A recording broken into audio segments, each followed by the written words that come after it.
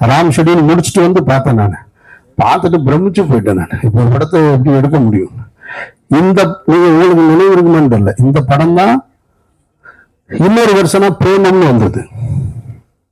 மலையாளத்துல வந்த பிரேமம் பார்த்தீங்கன்னா அது ஆட்டோகிராஃப் தான். அது இப்பவும் நீங்க இந்த படத்தை இப்ப இருக்கிற ஜென்சிக்கு தகுந்த மாதிரி மாத்தி எடுத்தா ஒரு சின்னர்ஜி படமா மாறும். அவ்வளவு கண்டென்ட் உள்ள ஒரு படம். அதனால இந்த படம் சேரனுக்கு மீண்டும் ஒரு மாபெரும் வெற்றி பொருளாதார ரீதியாக கொடுக்கணும். இந்த தலைமுறைக்கு சேரன் என்ற இயக்குனர் ஒரு மகத்தான கலைஞர் தமிழ் சினிமாவில் வாழ்ந்துகிட்டு இருக்கோம் அப்படின்றத இந்த படம் கொண்டு போய் சேர்க்கணும் அப்படின்ற அந்த பிரார்த்தனையோடு விடைபெறுகிறேன். நன்றி.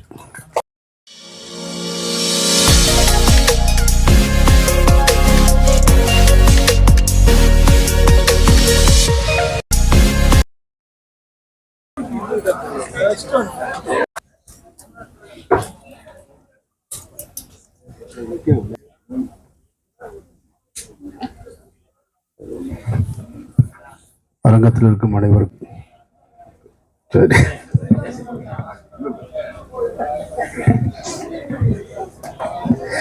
அரங்கத்தில் இருக்கும் அனைவருக்கும் இறைவன் புறத்திலிருந்து சாந்தியும் சமாதானம் உண்டாகட்டும். ஒரு அருமையான நிகழ்ச்சி. வந்து உட்கார்ந்ததுலேருந்து இப்போ வரைக்கும் சிரிச்சுக்கிட்டே இருக்கேன். ஆட்டோகிராஃப்ன்ற திரைப்படமே ஒரு மனிதனுடைய வாழ்க்கையில பழைய நினைவுகளை பற்றி சொல்ற கதை.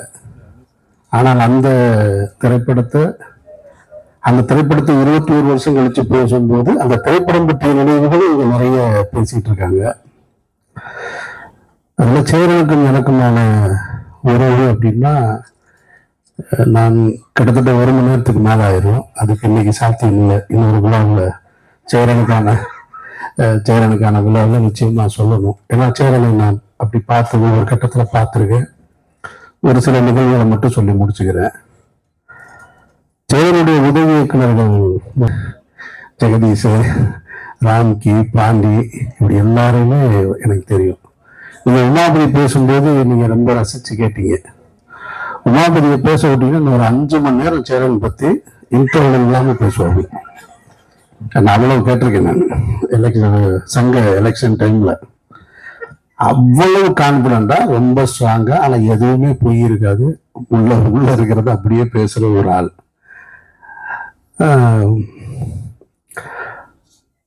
அவங்க எல்லாருமே சேரனை பற்றி நிறைய சொல்லும் போது நான் திரைக்கு வருவதற்கு முன்னால ஒரு இயக்குனரா, ஒரு ஜெயிச்ச இயக்குனரா இருக்காரு. அதுல குறிப்பா இந்த படம் ஆட்டோகிராஃப் அவர் எடுத்துட்டு இருக்கும்போது நான் ராம் ஷூட் பண்ணிக்கிட்டு இருக்கேன் கொடைக்கானல்ல. அப்ப இடையில ஒரு முறை வரும்போது ஆட்டோகிராஃபுடைய ஃபங்க்ஷன் நடக்குது. தேவி தேட்டர் நினைக்கிறேன், தேவி தேட்டரா, சத்தியம் தேட்டர்லாம் நடக்குது.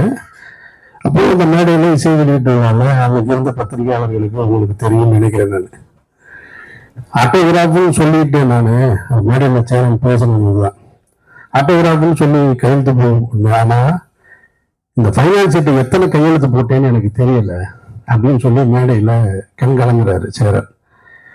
அப்போ சேரன் எனக்கு முன்னாடி எனக்கு தெரியும், ஆனா பழக்கம் இல்லை, நெருக்கமாக இல்லை. அப்போ சேரன் வெளியில வந்த உடனே நான் நின்றுட்டு இருக்கேன். சேரன்கிட்ட கேட்கிறேன், நானே கடன் வாங்கி படம் எடுத்துட்டு இருக்கேன். நான் 50,000, 25,000, 30,000 வாங்கி படம் எடுத்துக்கிட்டு இருந்த டைம். அந்த டைம்ல சேரன்ட்ட கேட்கிறேன், நாங்கன்னா ஒரு 1 லட்ச ரூபா ரெடி பண்ணி தரட்டுமா உங்களுக்கு அப்படின்னு. இல்லை அதெல்லாம் பார்த்துக்கலாம் அப்படின்ட்டு என் ஸ்நேகன் தான் எனக்கு அறிமுகப்படுத்தி வச்சது. அப்போ ஸ்நேகன்ட்ட சொன்னோடனே இல்லை அதெல்லாம் பார்த்துக்கலாம், பண்ணிக்கலாங்க. அதுக்கப்புறம் சேரனை நான் பார்த்தது ஆட்டோகிராஃபுடைய வெற்றிக்கு பின்னாடி அலுவலகத்தில் சந்திச்சேன். அதுக்கு பின்னாடி இந்த இயக்குநர்கள், உதவி இயக்குநர்கள் ஜெகதீஷ் உட்பட எல்லாருமே எங்கிட்ட நெருக்கமாயிட்டாங்க. இப்போ ஆரி தொடங்கி ஜெகதீஷ், உமாபதி, ராம்கி, பாண்டியராஜன் தன்னுடைய மெரினா பண்ணும்போது முதல்ல அந்த வணக்கமான வைக்கும் சென்னையில் ஒரு பாட்டு, ப்ரோமோ பாட்டு ஷூட் பண்றதுக்கு என்கிட்ட வீட்டில் ஆனால் நீங்க ஒரு 2 ஷாட் நடிச்சு கொடுக்கணும் அப்படின்னாரு. அதில் வீட்டுக்கு பக்கத்துல ஒரு ஆட்டோ எடுத்துட்டு அதை போய் எடுத்து அதை நடிச்சு கொடுத்துட்டு வந்தோம். இப்போ சேரனுக்கு என்னன்னா, அவருடைய உதவி இயக்குநர்கள் பூராமே என்னோட பழகிக்கிட்டே இருக்காங்க. அதுல கொஞ்சம் டென்ஷன் ஆவார் அவரு. இந்த ஆரம்பிச்சிட்டாப்புல பாருங்க உமாபதி. ஏன்னா அந்த கதை பூரா அவருக்கு தெரியும். ஸ்நேகனும் என்கிட்ட வந்துட்டாப்புல, ஆரியும் வந்துட்டாப்புல. அங்க போனாலும் என்ன பூரா அங்க போயிட்டீங்க, என்ன அங்க எல்லாருமே அங்க இருக்கீங்க அப்படின்னு கேட்டுட்டே இருப்பாரு சேரனு. அதுல பாதி உதவி இயக்குநர்கள் அவர் வெளியில போனதுக்கு காரணம் வந்து ஒவ்வொரு படத்திலும் ஏதாவது ஒரு ஹீரோயினா இருக்கும்.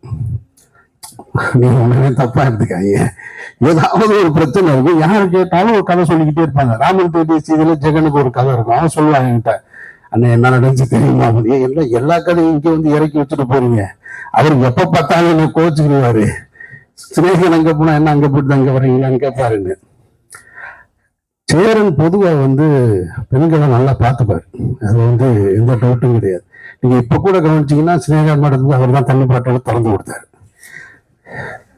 ஆனா நான் அடுத்து முடிச்சிடறேன். ஏன்னு சொல்றேன், இந்த குற்றச்சாட்டு அவர்கிட்ட அது உதவி இயக்குநர்கிட்ட இருந்துகிட்டே இருக்கும். ஆனா நான் அதுக்கு காரணம் என்ன நினைக்கிறேன்னா, சேரன் நிறைய அக்கா தங்கச்சிகளோட அதிகம் பழகின ஒரு ஆள். அவர் வந்து நிறைய உறவுகள் வந்து அண்ணன் தம்பி அதிகம் கிடையாது. அவங்க வீட்டு உறவுகள் அக்கா தங்கச்சிகளோட அதிகம் பழகினது. அந்த உணர்வு எப்பயுமே சேரன் கிட்ட இருந்துகிட்டே இருக்கும். அது நான் சேரனோட பழகும் போதுதான் என்னால அதை புரிஞ்சுக்க முடிஞ்சது. அப்ப இவங்க எல்லாருமே வேற ஒண்ணு நினைச்சிட்டாங்க அப்படின்னு. அதனால ரொம்ப உன்னிப்பா கவனிச்சு பார்த்துட்டு இருப்பாரு. அதுதான் சேரனுடைய மனநிலை.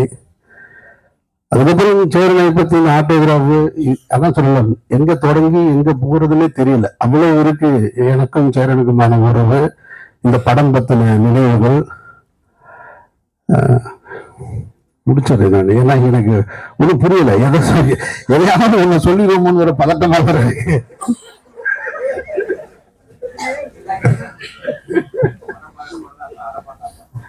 என்ன என்ன என்ன செய்தி படம் ரொம்ப ஒரு சேரன் வந்து தமிழ் சினிமாவில் ஒரு சாதித்த கலைஞன், தவிர்க்க முடியாத கலைஞன், மக்கள் கலைஞன், ஒரு மகத்தான கலைஞன். என்னை பொறுத்த மட்டும் நான் வந்து அந்த கிரெடிட்டை வந்து சேரனுக்கு எப்பவுமே கொடுப்பேன். சேரன் அலுவலகத்துக்கு போனா சேரனுக்கு பின்னாடி இருக்க விருதுகளை பார்க்கும் பொழுது பொறாமையா இருக்கும். அத்தனை தேசிய விருதுகள், அத்தனை மாநில அரசு விருதுகள், பிலிம்பேர் அவார்டு. பாலச்சந்தர் சாருக்கு பிறகு நான் அதிகமாக விருதுகளை பார்த்தது சேரனுடைய அலுவலகத்தில். இந்த ராம்கி பேசும்போது சொன்னாப்புல பைக் வாங்கி தரேன்னு சொல்லிட்டு வாங்கி தரலன்னு. அது அவருடைய கதை. ஜெகன் ஒரு கதை சொல்லிட்டு போனா, ஜெகதீஷ் ஒரு கதை சொன்னாரு. இப்படி ஒவ்வொருத்தருக்கும் ஒரு கதை இருக்கு இல்லையா? ஆனால் அந்த அடையாளம் இருக்குல்ல, இந்த உதவி இயக்குனருக்கான அடையாளம்.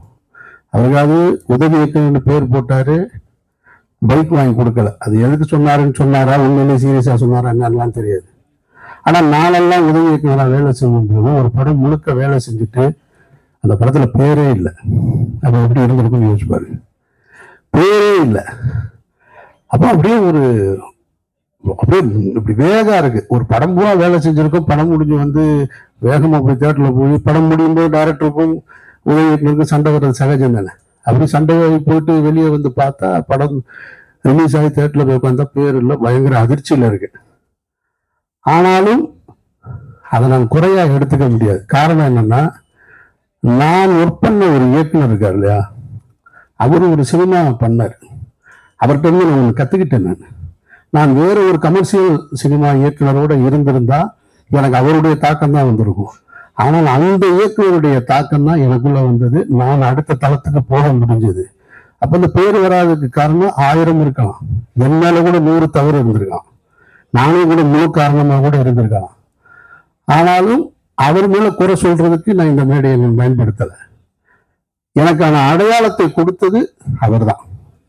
இன்றைக்கு வந்து பத்திரிகைகள் அன்றைய காலகட்டத்தில் வந்து பாலா, சேரன், அமீர் அப்படின்னு அந்த ஒரே வரிசையில என்னை கொண்டு வந்து சேர்த்ததுக்கு காரணம் அந்த இயக்குனர். இவருடைய திரைப்படத்தை, முதல் திரைப்படத்தை ஊர்ல இருக்கும்போது பார்த்தவன் நான். அப்புறம் இவருடைய வெற்றியை பார்த்தவன் நான். இவர் வந்து இந்த ஆப்போசிட்ல இருக்கிற காவேரி ஸ்ட்ரீட்ல வந்து நானும் பாலாவும் தங்கி இருக்கும்போது வருவார். அப்போ நான் ஒரு உதவிக்கு ஒரு ஓரமா நின்றுட்டு இருப்பேன் நான். அப்படியே ஒரு பார்வை பார்த்துட்டு போவார். பார்க்கறதுக்கு தான் பெரிய சண்டியர் மாதிரி இருப்பார், ஆனா அப்படிலாம் கிடையாது, ரொம்ப சாஃப்டா நானு. ஆனா லுக்கு மட்டும் அந்த கிராஸ் பாயிண்ட்ல கையை விடுறது மட்டும் எப்பயுமே அப்போ இப்போ வரைக்கும் அப்படியே வச்சிருப்பாரு. ஒரு நம்ம பெரிய டைரக்டர் 2 டைரக்டர் பேசுறாங்க, நான் வெளியே இருந்து தமிழ் போட்டு ஒரு உரமா நின்றுட்டு இருப்பேன். அவர் கேட்பாரு, என்ன அந்த வேலை அப்படியே நின்றுட்டே இருக்காங்க அப்படிம்பாரு. அப்புறம் அவருக்கு வண்டி ஏற்றி வர்றது, இந்த வேலையெல்லாம் பார்த்துருக்கேன் நான். இவருடைய ஒவ்வொரு காலகட்டத்தில் நான் பார்த்து வளர்ந்துருக்கேன் சேரனை நான். அப்போ இவங்களோட சேர்த்து இன்னைக்கு நிப்பாட்டுற இடம் இருக்கு இல்லையா, அதுக்கு காரணம் நம்ம வேலை செஞ்ச இயக்குநர்கள் தான். அதனால அங்க என்ன குறை இருந்தாலும் அது ஒரு தகப்பன் தன்னுடைய பிள்ளையை தேற்றுவதற்காக செய்யற முயற்சியாக தான் நான் பார்க்கிறேன். அப்படித்தான் நானும் பார்க்கிறேன், அப்படித்தான் அவருடைய உதவி இயக்குநர்களும் பார்த்திருப்பாங்கன்னு நினைக்கிறேன். நிச்சயமா சொல்றேன், ஒரு 20 வருஷத்துக்கு முன்னாடியும் சரி, இப்ப இங்கிருந்து இப்ப இருக்கிற இயக்குநர்களையும் சரி, சாதித்த எல்லா இயக்குநர்களையும் சரி, இப்ப பாலாவாக இருக்கட்டும், சசிகுமார், நானு, எனக்கு பின்னாடி இப்ப இன்னைக்கு இருக்கிற வெற்றிமாறன், மாரி செல்வராஜ், ராம், இவங்க எல்லாரும் ஒரே தட்டுல வச்சா கூட சேரனுடைய சாதனைக்கு பக்கத்துல கூட போக முடியாதுன்றது மறுக்க முடியாத உண்மை. இதுல மற்ற டைரக்டர் தப்பா எடுத்துக்க மாட்டாங்கன்ற நம்பிக்கையில நான் இந்த உரிமையோட சொல்றேன். படைப்புகள்ல வீரியமா இவரை விட அடுத்து வீரியமா படம் பண்ணியிருக்கான். ஆனால் சேரன் தன்னுடைய அந்த கிளிப்பிங்ஸ் போட்டாது பாருங்க, இத்தனை விருதுகள், இத்தனை திரைப்படங்கள்ல நாயகன், இத்தனை படங்கள் தயாரித்தது, இவ்வளவுத்தையும் இந்த 30-35 வருஷத்துக்குள்ள செஞ்சு முடிச்சிருக்கிறது சேரன்ற மாபெரும் கலைஞன். சேரனுக்கு எனக்கு நிறைய முரண்பாடு இருக்கு. சேரனுக்கு கருத்து முரண், நான் எது சொன்னாலும் அவர் கேட்க மாட்டார், இதுவரையும் கேட்டதே கிடையாது. ஆனாலும் நானும் அவரை பற்றி கண்டிக்கவே மாட்டேன், நான் சொல்லிக்கிட்டே இருப்பேன், அவர் கேட்க மாட்டாரு. அவர் கூப்பிடுவார், சரி வர்றேங்க அப்படின்னு கேட்குற மாதிரி சொல்லுவார். அப்படியா பண்ணிக்கலாம், நான் யோசிக்கிறேனே காலையிலும் பாரு. அவர் என்ன முதல்ல சொன்னாரோ அதுதான் செய்வார். நான் அதை பற்றி கவலைப்படுறதே இல்லை. நானும் அவரோட உறவை அப்படியே தான் வச்சிருக்கேன். நான் அந்த கலைஞன் இன்னும் பல சாதனைகள் பெறணும் அப்படின்றதுதான் என்னுடைய ஆசை. சேரன் வெற்றி அடைஞ்சா நான் சினிமாவில் இன்னொரு இயக்குனருடைய வெற்றி அடையணும்னு, பணத்தாலையும் புகழாலையும் வெற்றி அடையணும்னு எப்பயுமே யோசிச்சுட்டு இருக்க ஒரே இயக்குனர் சேரன் மட்டும்தான். சேரன் எப்பயுமே ஜெயிக்கணும்னு நான் நினைச்சுக்கிட்டே இருப்பேன். நான் அவர் எனக்கு என்ன செய்யறாருன்றதெல்லாம் முக்கியம். அவர் எனக்கு இப்போ அவங்க அஷ்டம் சொல்ற மாதிரி சொல்லணும்னா கிண்டலுக்கு சொல்றாங்க, அவர் எந்த நல்லதும் நமக்கு செய்ய மாட்டாரு அப்படின்னு சொல்லலாம். அவர்கிட்ட ஒரு அன்பு இருக்கு, அது எல்லாத்தையும் மறந்துடுவார். எல்லாத்தையும் மறந்துட்டு எவ்வளவு பெரிய சண்டை போட்டோம், எவ்வளவு இது பண்ணோன்றதெல்லாம் மறந்துட்டு ஒண்ணுமே நடக்காத போல கூப்பிடுவார், எங்க இருக்கீங்க, வாங்க போலாம் அப்படின்னு கேட்பாரு. அதனாலதான் உமாபதி சொன்னது, உண்மையிலே அன்பா இருக்காரா இல்லையா, நம்ம அன்புன்னு நம்பிக்கிற வேண்டியதுதான் நம்ம. ஆனா ஒரு குழந்தை மாதிரி சேரன். நீங்க அவர் அண்ணன் சொன்ன கோவம் வந்துடும் அவருக்கு, அதுல முக்கியமானது. அதுக்காக நம்ம போனாலே நம்மள அண்ணன் பாரு, வாங்கண்ணே அப்படின்பாரு. சரி நான் நல்லா என்ன என்னைய பார்த்து அண்ணன்றீங்க அப்படின்பாரு. அவர் இன்னமும் இளமையா தன்னை மனசுக்குள்ள வச்சுக்குவாரு, அதுக்கான வேலைகள் செஞ்சுட்டே இருப்பாரு அவரு. வேற என்ன சொல்றது உங்களை பத்தி, இந்த படத்தை பத்தி என்ன சொல்றது, இப்படி ஒரு படம் யாரும் எடுக்க முடியாது. இந்த படம் தான் இப்படி, இந்த படம் மாதிரி யாரும் ஒருத்தர் எடுக்கவே முடியாது. இதோ பருத்தி வீரன் மாதிரி ஒரு படம் அல்லது வேற படங்கள், இன்னொரு இயக்குனர் படத்தை நான் சொல்ல முடியுமான்னு தெரியல, அதுபோல ஒரு படங்களை வாழ்வியலை எடுத்துடலாம். இந்த படம் எப்ப பார்த்தாலும் ஒருத்தருக்கு தன்னுடைய கடந்த காலத்தை நினைவுபடுத்திக்கிட்டே இருக்கு. ராம் ஷெட்யூல் முடிச்சுட்டு பார்த்தேன், நான் பார்த்துட்டு பிரமிச்சு போயிட்டேன். நான் இப்போ ஒரு படத்தை எப்படி எடுக்க முடியும், உங்களுக்கு நினைவு இருக்குமான்னு தெரியல. இந்த படம் தான் இன்னொரு வருஷனா பிரேமம்னு வந்தது. மலையாளத்துல வந்த பிரேமம் பார்த்தீங்கன்னா அது ஆட்டோகிராஃப் தான். அது இப்பவும் நீங்க இந்த படத்தை இப்ப இருக்கிற ஜென்சிக்கு தகுந்த மாதிரி மாத்தி எடுத்தா ஒரு சில்வர் ஜூப்ளி படமா மாறும். அவ்வளவு கண்டென்ட் உள்ள ஒரு படம். அதனால இந்த படம் சேரனுக்கு மீண்டும் ஒரு மாபெரும் வெற்றி பொருளாதார ரீதியாக கொடுக்கணும். இந்த தலைமுறைக்கு சேரன் என்ற இயக்குனர் ஒரு மகத்தான கலைஞர் தமிழ் சினிமாவில் வாழ்ந்துகிட்டு இருக்கோம் அப்படின்றத இந்த படம் கொண்டு போய் சேர்க்கணும் அப்படின்ற அந்த பிரார்த்தனையோடு விடைபெறுகிறேன். நன்றி.